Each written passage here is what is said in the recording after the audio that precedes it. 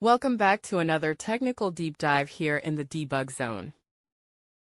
Today, we're tackling a big question and breaking it down with insights from other users. Hopefully, this clears up some misconceptions and helps you get the answer you need.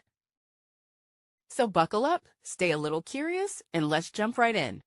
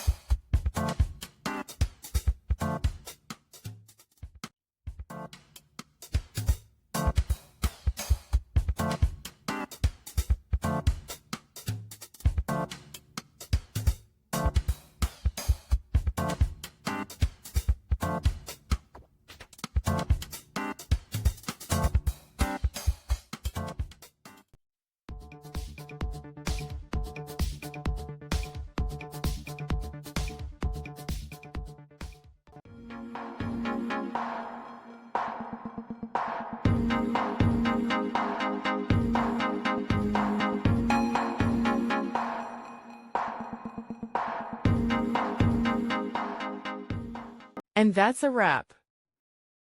I hope you found the answer you were looking for. If you did, take a second to hit that subscribe button. It really helps out. And let me know in the comments which solution worked best for you. See you next time in the debug zone.